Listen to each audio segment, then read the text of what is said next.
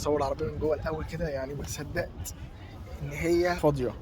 طيب العربيه من جوه كده والانتيريور بتاعت العربيه دي طبعا الجي اكس 3 برو.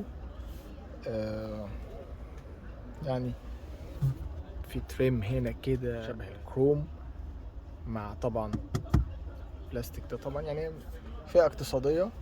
ستارت ستوب ومثبت سرعة، كروم هنا في المقابض. يعني انتيريور انا شايفها لطيفة. المساحة الأمامية للراكب برضو شايفها لطيفة. برضو في مسند هنا كده، فتحة سقف.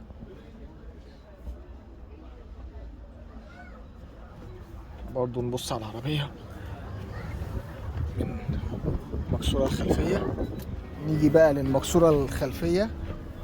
يعني العربية تخدعك، تحس ان هي صغيرة، لكن المساحة الخلفية كويسة. حتى نفق الفتيس يعني يكاد يكون معدوم، فتلات افراد يعني احجامهم متوسطة. اعتقد ان هي هتبقى كويسة يعني.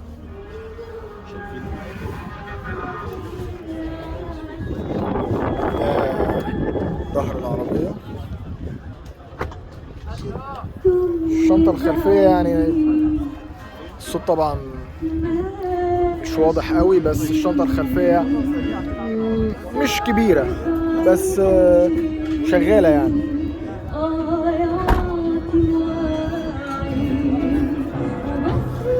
دي العربية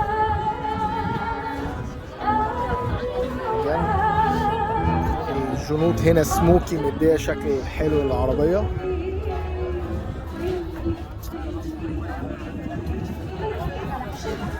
انا برضو ايه يعني عايزكم تتفرجوا على العربية واقول لكم السبيكس بتاعتها.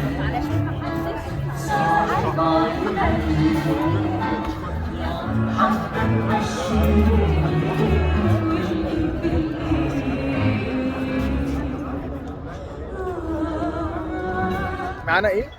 دي الجي اكس 3 برو.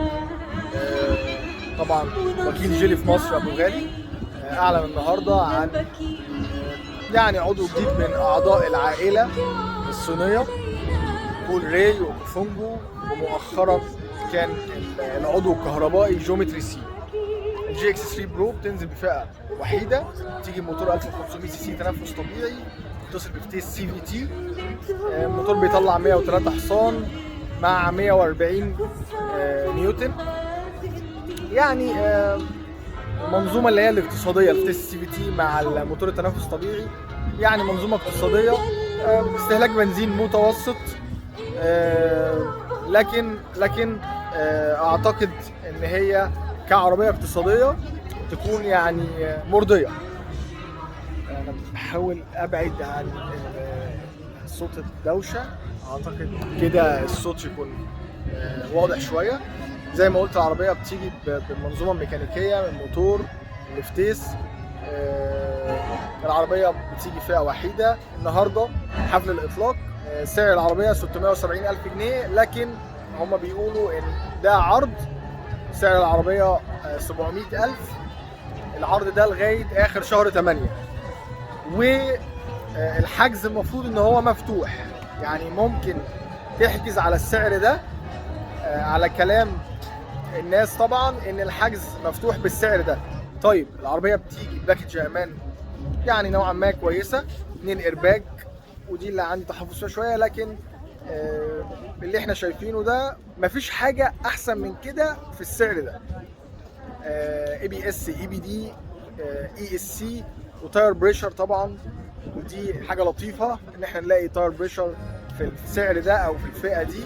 ابل كار بلاي واندرويد اوتو، شاشه 8 بوصه، والابل كار بلاي والاندرويد اوتو هنا وايرلس، فدي مش موجوده في الفئه دي اصلا. يعني لما وكيل ينزل لنا اوبشنز بسعر منافس، انا احترم حاجه زي كده واحترم الوكيل. ويعني شابوه فعلا لابو غالي ان هم عرفوا يقدموا حاجه. عربيه مثلا مش تصاد، لا العربيه نازله بجنط 16 وسموكي وشكله لطيف مع العربيه، مع دي لايت امامي وخلفي، فوانيس هالوجين تمام. لكن العربيه مجمل مساحات كويسه، واعتقد ان هي هتكون تجربه ادائها يعني متوسطه، لكن كفئه سب كومباكت كسعر 670,000 في الاوقات اللي احنا فيها دي، شابوه ابو غالي طبعا. شكرا على الدعوه اللطيفه دي. اتمنى من التوكيلات تحاول يعني تحقق المعادله الصعبه، ان هي تقدم عربيه بمواصفات كويسه، بعوامل امان كويسه، بتجهيزات كويسه، بسعر طبعا منافس. لان احنا شايفين حاليا العربيه ما بقتش حاجه ترفيهيه، العربيه بقت حاجه من الاولويات. فطبعا الوكيل اللي يعرف يحقق المعادله دي يعني ان شاء الله نشوف حاجات كتير حلوه الفتره الجايه. ويعني اتمنى ان احنا تتسنى لنا الفرصه ان احنا نجرب العربيه قريب ونعمل لكم ريفيو عنها.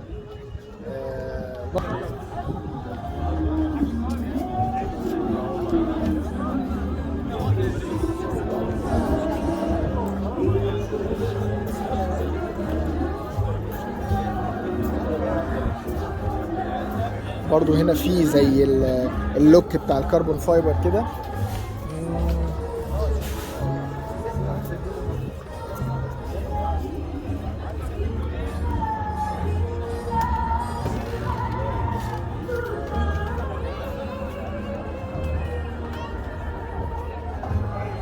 ده كان يعني فيديو سريع عن الجي اكس 3 برو، اخر اعضاء جيلي في مصر واحدث اعضائها. ان شاء الله نشوفكم في حفلات جديده ويعني وعربيات تحقق المعادله الصعبه.